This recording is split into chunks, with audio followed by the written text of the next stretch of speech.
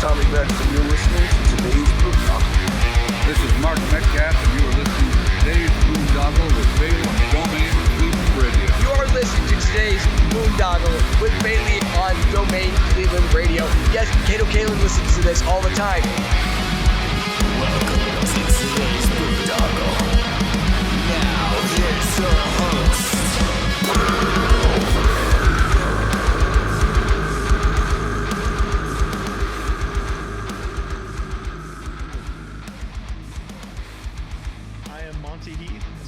Sonic Temple Art and Music Festival returns May 14th through 17th with My Chemical Romance, Tool, Bring Me the Horizon, and Shinedown. Plus, Pierce the Veil, Good Charlotte, The Offspring, Sublime, Godsmack, Breaking Benjamin, Marilyn Manson, and so many more. Sonic Temple in Columbus, Ohio, May 14th to 17th. Passes on sale now for as low as $1 down at sonictemplefestival.com. What's going on, everybody? It's Bill Bailey with today's Boondoggle, and looking forward to the conversation I'm about to have with Matt McGachy of the band Cryptopsy. I'm sorry, that's the best I could do with that. Bring you to see a little bit more air and a little bit more flesh vibrating. Okay, one more time. Cryptopsy. There you go. A little bit better. That was good. We'll have to get into those vocal exercises and stuff you do in the conversation. But usually when I have people on for the first time, I like to get a quick background. So do you remember what you originally wanted to be when you grew up? I actually always wanted to be a singer, which is funny enough. I grew up listening to music in the car with my dad, a lot of 80s rock, early 90s rock, some metal. Metallica, the Black Album, Bon Jovi, Journey, Boston. But it was Tom Petty. I don't know why. I was watching some music video, and I think he was the Mad Hatter. He had his hair a little bit long, and that's when I was like, oh, I want to grow my hair. And I just always, I would sing in the car, and my dad was supportive, and I probably sucked, but he said, you know what, you sing pretty good. Maybe you could sing one day. And it just was this aspiration that I always wanted. So luckily I got there. Maybe not the type of singing that I was imagining I was going to do, but I get to, perform across the globe and sing on stages, basically as much as I want to. That's awesome. Hopefully there's like a Tom Petty cover or something in the future, for Cryptopsy. Maybe we'll see. And then, like you were saying, I mean, you were listening to like early 80s rock and stuff with your dad. And, but when was it that other than singing in the car, when was it that you started getting into meeting like-minded people and starting bands and singing in a band? That happened in high school, and it was a cool moment because there was this band that were cool. I wasn't necessarily the coolest kid in high school. I'll admit to that. I was very introverted, a little bit of a theater geek. I was lucky enough that my high school had a very awesome theater teacher that would put on very big production plays every year. And I got into that when I was in grade 8, which is the second year of high school here in Canada, in Montreal. And I got singing roles in that. And there was this cool band. They were called Crud, Krud. And they were punk rocky. And I saw them at a school dance, and they were playing Bro Hymn, and the guy handed me the mic to do the whoa, but I didn't even know the words to that. So that was an embarrassing moment. And then there was this other band that were really cool, and they chose this other guy to be the singer, and I was like, I could sing so much better than this guy. And then this other band formed, and they picked me up, and I remember they were much older than me. Probably 2 years older than me, and I would go to their basement and jam at their house. And I was always very intimidated by older people. So it was a huge step for me. But the love and the aspiration of being a singer really pushed me there. The band had a really cool name. I must say, it's a pretty cool name for a first band. It was called Postmodern Youth. And we were very much a 90s rock band. So, we played one or two shows that petered out, but at that point, I was really into like Incubus, and I was a nu metal child. So, as I mentioned, I grew up listening to like hair metal in the car with my dad and rock, lots of guitar solos. So when I started finding my own music, anything that had a guitar solo, I considered as old and my dad's music. But luckily at that time, nu metal was happening, which had none of that. So I really fell in and embraced Marilyn Manson, Korn. I tried to understand Limp Bizkit. I actually like Limp Bizkit probably now better than I did in high school because I didn't understand the rapping, and I couldn't get past the point of like, I really like this band, but the singer is not my favorite. I had to love everything to really be into it. Deftones, System of a Down, and I was like really wanting to write this heavy music with this 90s rock band, and they weren't having it, and the band sort of petered out. So I started another thing, and when you're in high school and you start bands, you're like, you play guitar, right? You play bass. I was like, okay, well, now we're a band. It doesn't matter what genres they want to play. It's a lot of concession, and like, okay, I'll play your crappy song, but you got to play my crappy song that you think is my crappy song. And it just grew from there. Nice. That's funny. You mentioned crud, and when I was in Kuwait, like a bunch of us got sick from a sandstorm, and we called it the Kuwaiti crud. So I guess we were giving like shout outs to your crud band. The high school heroes back in 1990. I don't know, 1996 in from Two Mountains, Quebec, Canada. And then when you started like getting out in the local scene, what was that like?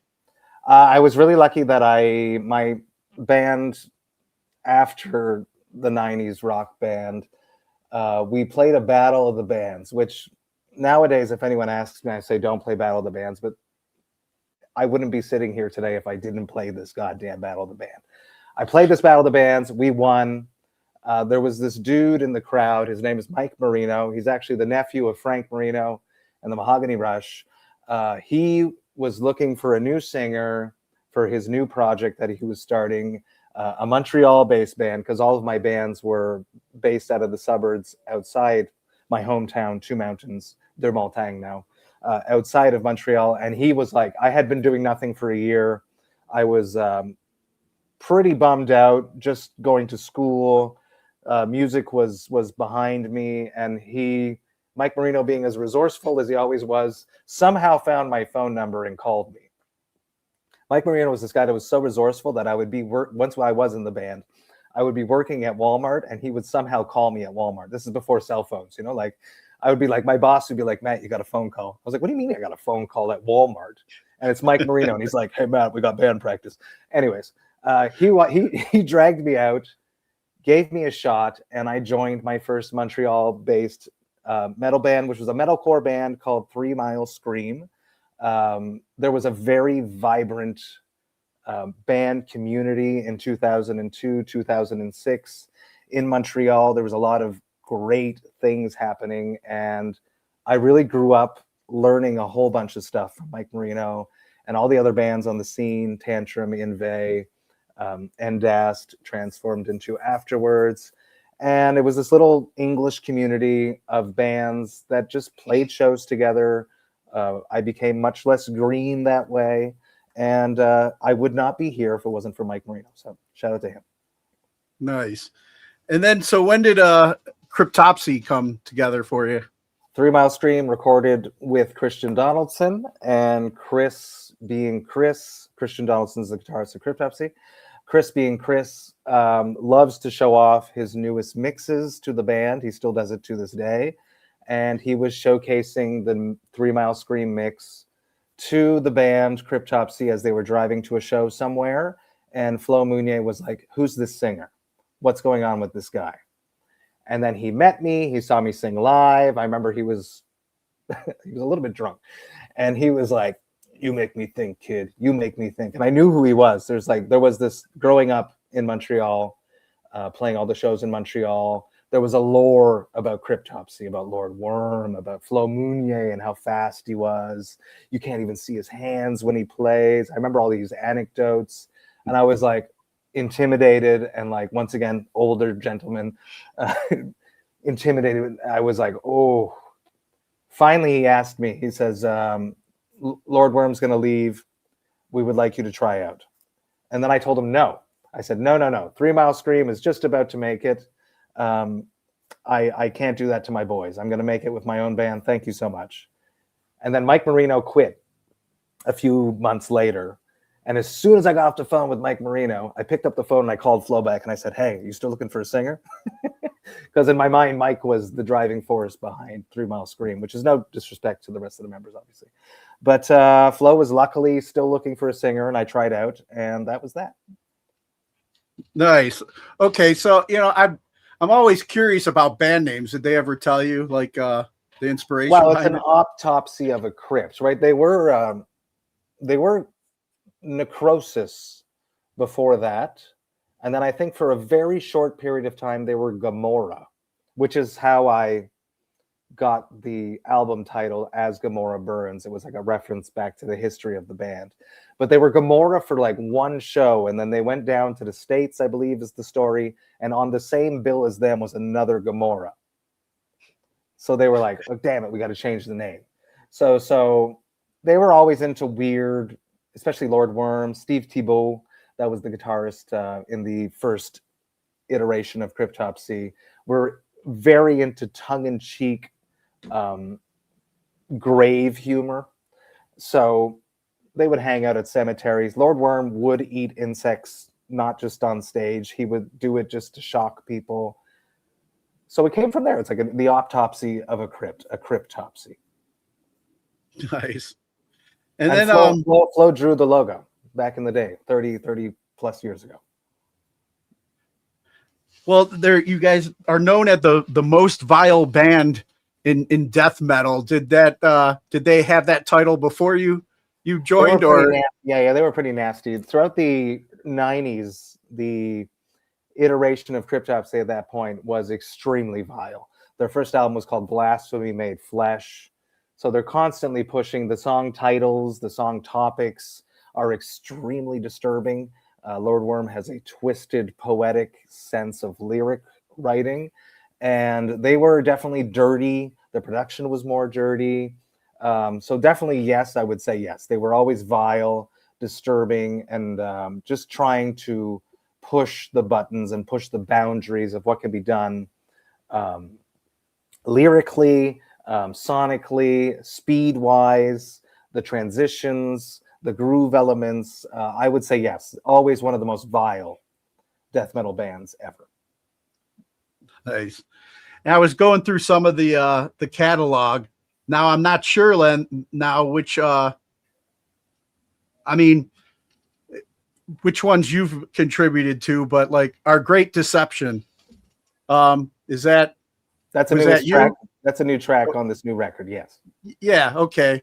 I'm curious about the message behind that song. Our Great Deception is this whole new record. The thematic behind it came to me in a dream. It's about a person that is working on a machine, and they're tinkering with this machine, and they're trying to refine it all day long in the hot sun. And then at night, as the sun sets and everything cools down a bit, they strap themselves into this machine, and the machine tortures them. And they like it. And as it tortures them, they're analyzing the machine on how to make it more effective so that the machine can just bring them just a little bit closer to death without killing them. And then the next morning they wake up and they implement the changes. And then the cycle repeats itself. And the metaphor, the whatever, is that the person is the human race, and the machine is our relationship with social media. So I have a crippling addiction to social media. I have a podcast called Vox and Hops, where I released over 500 episodes in 7 years. I ran the socials for that. Once I started doing that, I became cripplingly addicted to my telephone. I have now taken over the band's socials, which is not it has exacerbated the issue to the point. So it's this self-reflection of my own issue with social media, and I looked at other issues that come from social media, and one of them that hit me for Our Great Deception is one of my coworkers had just gotten divorced, and he was starting to online date.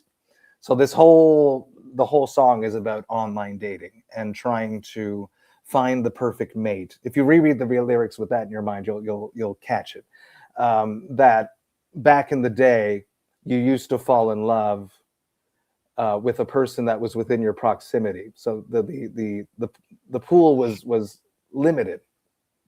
Nowadays, it's just so vast. You can fall in love with someone in Japan, but you're also showcasing a profile. So it's this idyllic version of yourself that is probably not even necessarily close to who you are as a human. Whereas back in the day, you knew John was a dick. Even though John says he's a nice guy, everyone in the village really knows that John's a dick. So that song is basically about that, and the fact that as much as we're all connected right now, we're actually very cripplingly alone. Dude, you're preaching to the choir, man. I started this podcast around like COVID, around the lockdown. Yeah. I used to do concert promotions here in Cleveland and stuff, and had a lot of connections. So I was just like, what am I going to do? So I started setting up these interviews and having conversations, but being the person running it, unfortunately, it's all about clicks and likes and views, and that sucks. You got to engage. You got to post. How are you going to get? I calculated it was 7 hours per episode that I would spend from A to Z, from the first message of, hey, you want to be on my podcast, to my final post. Just and then just the engagement. You got to get engagement. You got to. It's hard. It's hard. And then there's the FOMO, jealousy, which is Embrace the Nihility is the track right after Our Great Deception, and that is about that.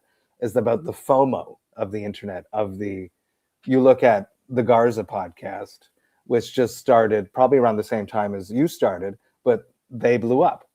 Yeah. And then when we look at that, it's like, it's amazing. We're excited, but inside us, we're jealous. Yeah. Why isn't it us? I've put work in. I have interviews. I have good interviews too. FOMO. Yeah. So it's the internet is a hard place to live in right now. It's getting even harder with AI. I didn't even touch on AI on this record. It's just, that'll be the next one, right? We'll see. I said that I was finished with the internet, but I think there's still more to be said. Oh yeah, I agree. Yeah, I mean, I get that FOMO too, man. When I'm like, at the music festivals, and did I get approved to be in media, or did I not? Because no, but this guy gets to, and it's just like, I'm contributing something. How the hell is this guy backstage or whatever?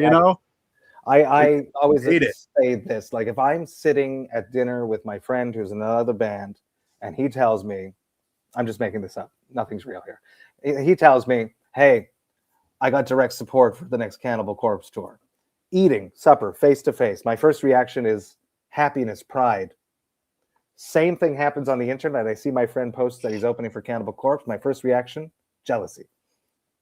Such a weird thing that happens when the screen is in between you versus the human interaction. Oh yeah, exactly, man. And then the latest album being called An Insatiable Violence, is there that's out now, recommend everybody pick it up, but is there it sounds like there's a theme throughout it. It is. It's all about the toxic relationship with humans and social media. Nice. And the violence it's an insatiable violence because it always wants more from you and it will never give back. Oh yeah. And then it's fitting because the record is extremely aggressive too. Yeah. Oh yeah. And then I was watching the music video for Until There's Nothing Left.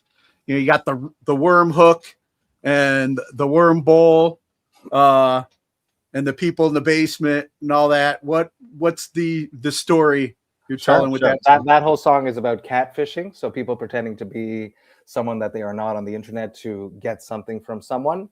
So the hook, the worm, I cast a line. I caught someone. I'm gonna take as much from this person as I can. The bowl of worms is a hint, homage to the previous vocalist of Cryptopsy, Lord Worm. The people in the basement is the previous victims that have been taken by this person. And it's just, it was a really cold day. I feel bad for that actor.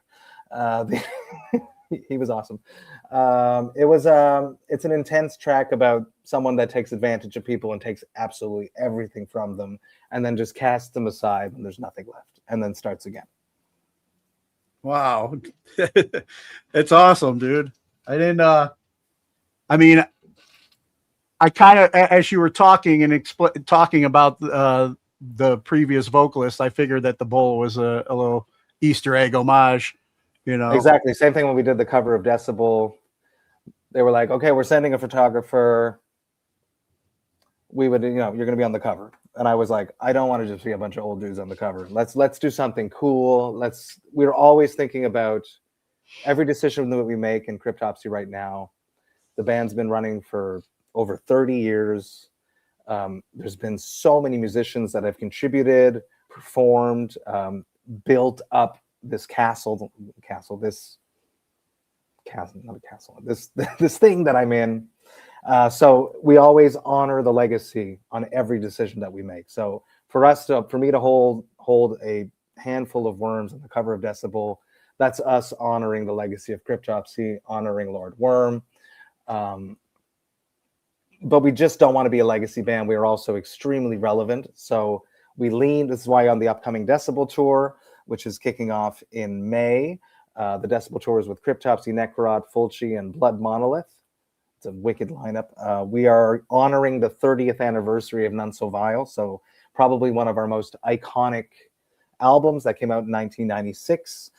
We are going to be playing a lot of it. A lot of bands would have just played it in its entirety and then rested upon the legacy.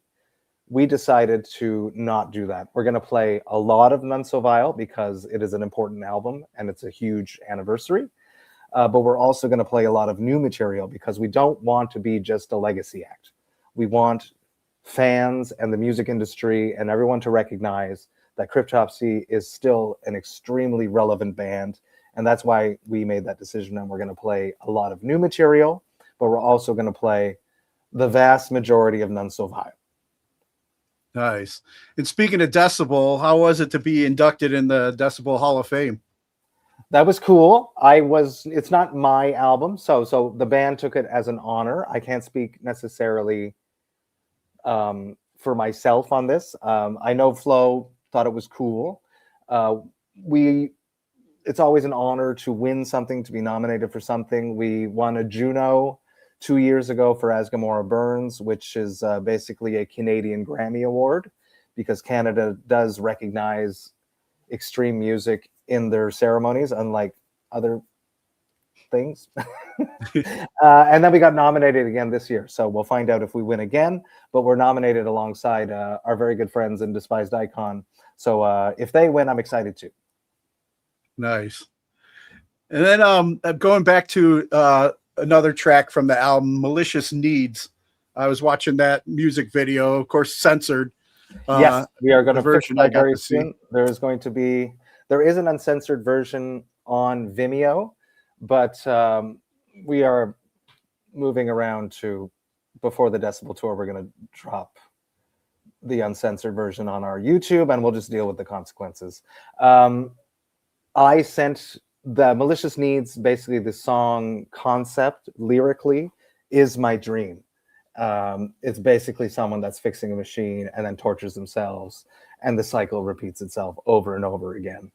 I sent that concept to the director Gornos, who's this fantastic director from France, and he took it and just put it into a whole new weird place with a really awkward, strange sexual vibe with a machine. It's basically could be a Black Mirror episode.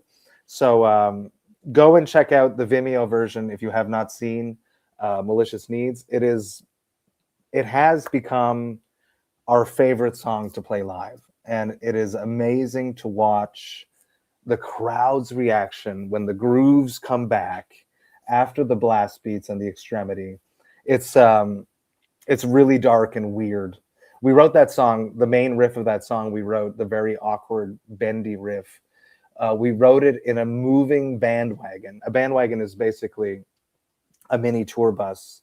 We were writing on tour with Death to All, and we had a long drive. So we're like, okay, let's write some material for the new record.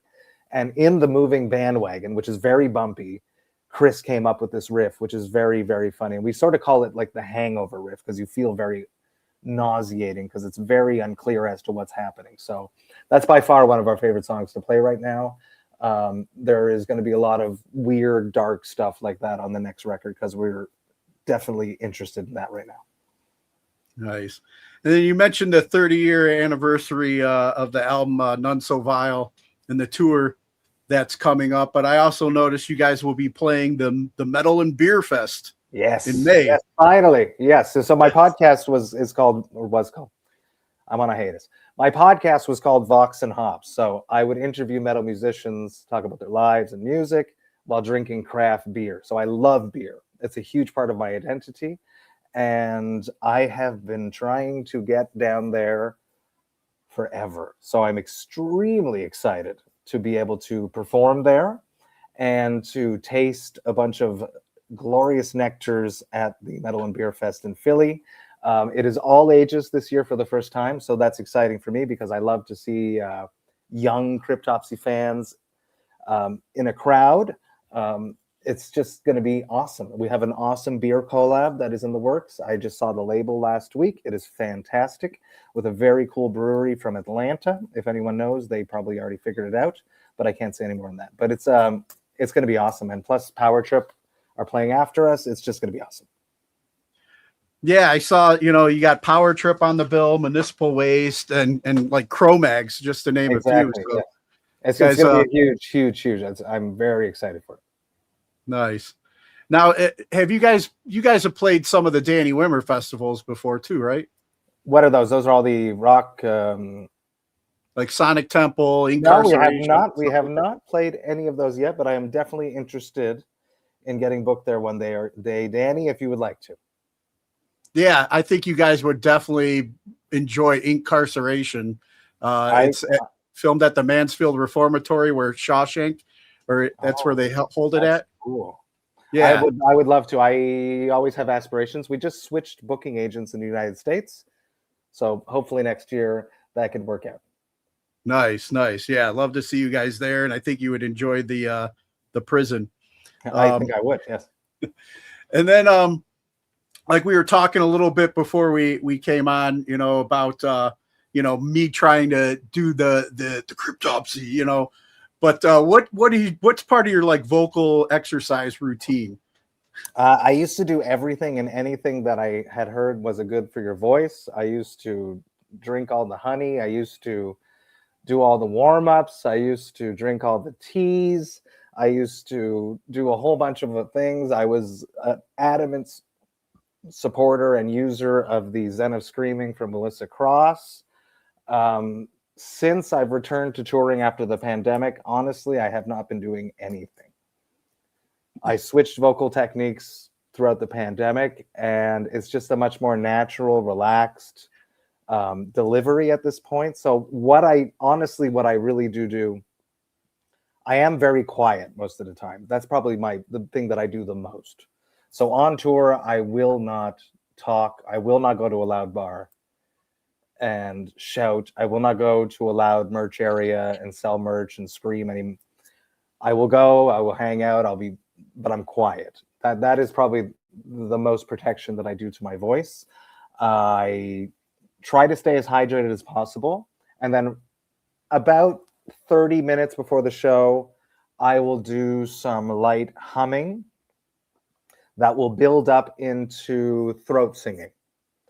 And normally I do it while I take my pre-show shit. So I'll be on the toilet.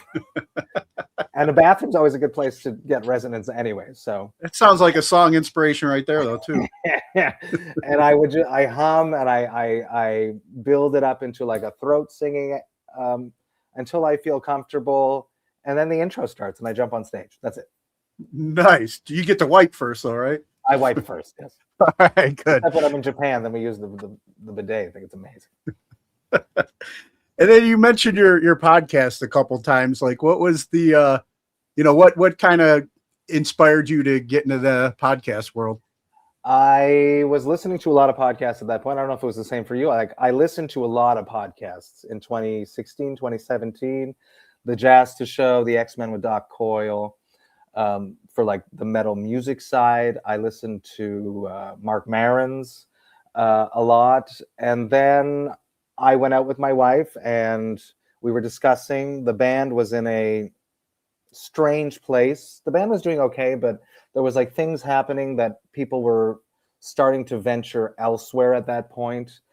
Chris, my guitarist, has his studio, which is always doing wonderful. So he's like super busy outside of the band. He's produced records for Suffocation, Despised Icon, Shadow of Intent, Vulvodynia, just to name it, Ingested, just to name a few. Ollie had told me that he was going to join Cattle Decapitation. And then Flo told me that they found a new singer for his new project with Rune, Blasphemer, from Mayhem. Their new project, Ultimus, they found the singer, and the singer was David Vincent from Morbid Angel. So I was out to dinner with my wife, and I was like, I'm going to be jealous of my bandmates. They're going to be all busy, and I'm going to be at home with nothing, which is not true. I have a family, and I have a bunch of stuff here, but I needed a project. So after discussing what can you do, I like podcasts, I like beer, Vox and Hops was born. So I launched in 2017, October 2017, I launched, and I ran the podcast all the way up until June 2025, where I dropped the 500th episode. And with the band being where it is right now, the amount of interviews I'm doing this way as opposed to the opposite side, I needed some time. So it's on a hiatus. I would like to bring it back. I do like running the podcast. I do like conducting interviews. I would be very open if a Knotfest or a Lamb Goat or a Sirius XM wanted me to come on and host stuff. But until bringing back Vox and Hops, I would like to bring it back much more like the Garza podcast, where it's in a studio, face-to-face, the cameras, but that is not something that I'm going to do right now. No, I feel you, man. Like Josta and like Jericho were two of the podcasts that I was listening to that kind of inspired me to go this route. You're episode 411, so I'm getting up there. Very good. Wow. I know what that means. So that's hats off to you. That's a lot of work. Yeah. Yeah, man. Thank you. I mean, I it'd be nice to get the streams and the clicks and the views and the likes and all that stuff. I have a very good thing to say about that. The Peer Pleasure podcast. Do you know that? No. Dewey's another very good podcaster in the rock and metal sphere. We were discussing numbers, and he said to me this, and it really resonated. So, like, imagine you and I are having this conversation right now on your back porch, and sitting outside on the grass is the amount of people that download this that download this episode. And if you look at it like that, even if it's 100, it's still cool that 100 people sat down to watch this conversation. And that's something that I was like, okay, you're right. Even, and then it's also like not, it's who's listening. Because I was very beer orientated as well. So I would go places and there'd be like this brewer or this metal person on the metal sphere of it that would be like, I listened to that episode. So it's who's listening as well. That's super important. Oh yeah. Yeah. For me, I mean, honestly, it's been more like, I of course probably couldn't be on unless it was a non-alcoholic beer. I couldn't be a guest. That was another issue with the podcast. The bigger the podcast got, everyone was sober. Yeah. The breweries were still shipping me all kinds of beer that I had to promote. So I'd sit here and drink by myself. It just wasn't working anymore. Yeah. See, I'll have, I'm approaching 17 years sober. Oh, congrats. Wow. For me, this is more like, this has been like for my mental health, just learning to communicate human interaction, even though we're looking at each other through a screen. It's getting me out of self and learning how to do it sober, being comfortable enough with myself to talk to other people. Yeah. So and the beautiful thing is I'm going to see you in the future, and the ice is broken. It's all of those little early relationship forming things have already been accomplished throughout this. So when we do see each other face to face, we just jump to level 2 of Oh communication. yeah, yeah. It's been awesome. I've been on 17 years. That's awesome. Thank you. I've been on a bunch of Zooms, like meetings with a lot of sober musicians, and when they come through town and we get to meet face to face and stuff, it is beautiful. Like you said, the groundwork is laid. Exactly. They already know so much about me. I know so much about them. And yeah, it's been awesome, man. Now, before we get ready and wrap up, because I'm sure you got other interviews going on today, but can I mind if I ask you a couple of the questions I normally ask the guests I have on? Go for it.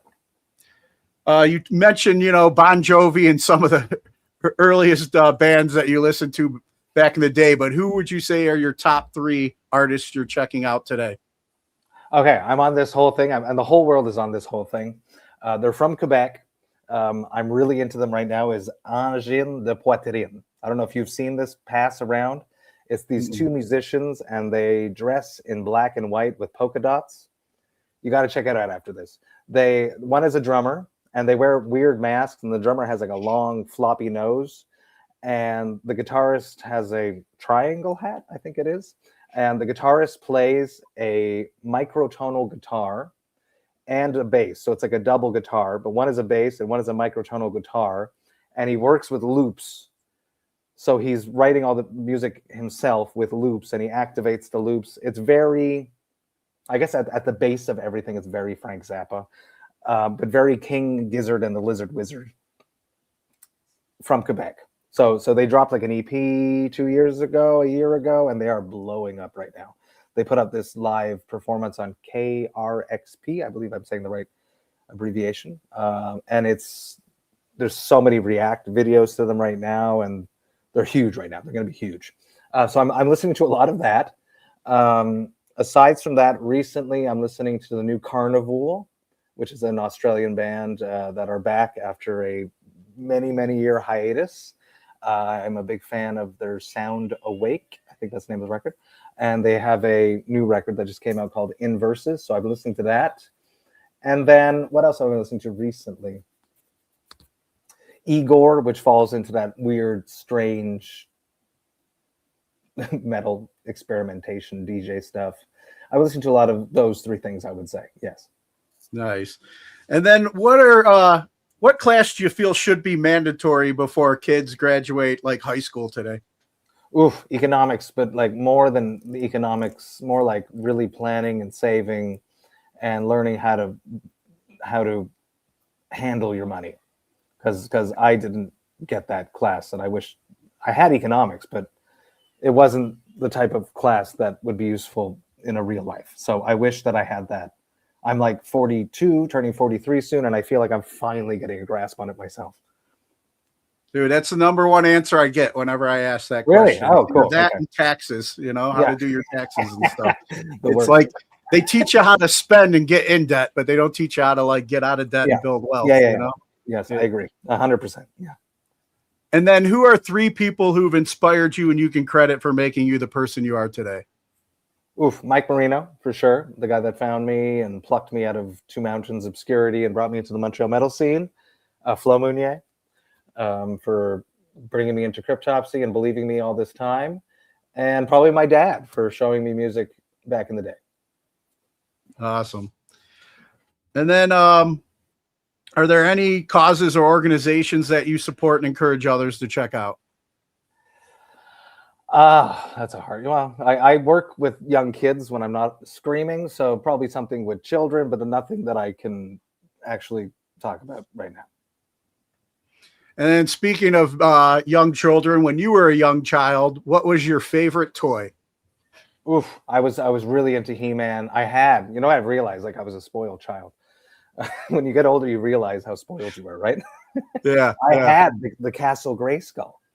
I had it. I don't know. Now I realize not everyone had it, It was awesome. The He-Man with the Skeletor, and yeah, awesome. What's your thoughts on the trailer for the new movie coming out? Oh, it's gonna suck, but I'm still gonna watch it. Yeah.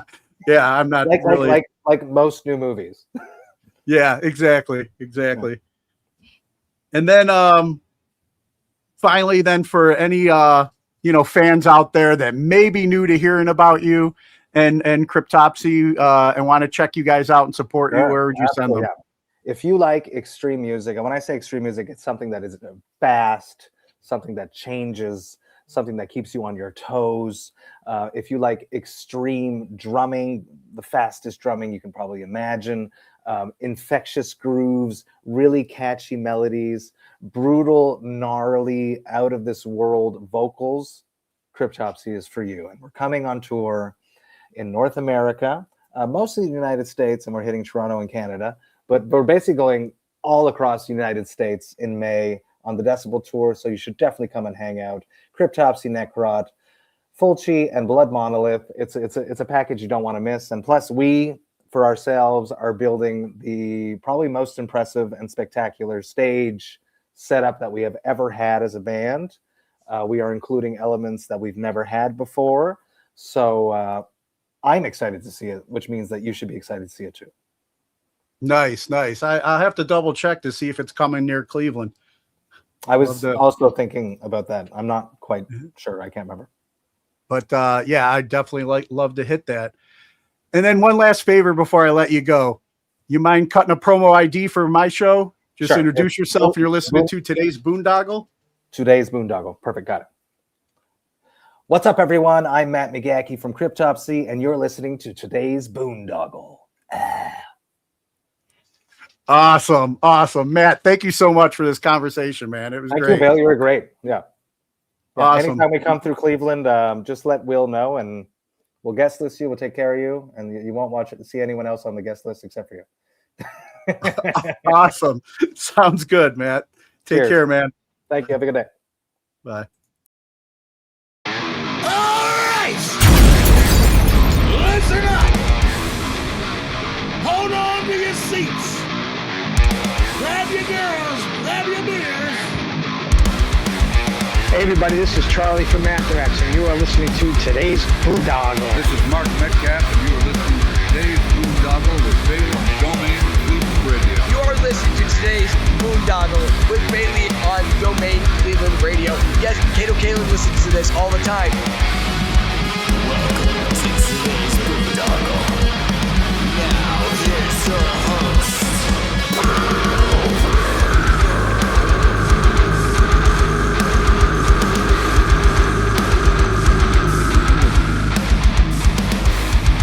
I am Monty Heath, so one Heath, and you are listening to today's Boondoggle. Hey, what's up? It's John from Skillet, and you are listening to today's Boondoggle on Domain Cleveland Radio.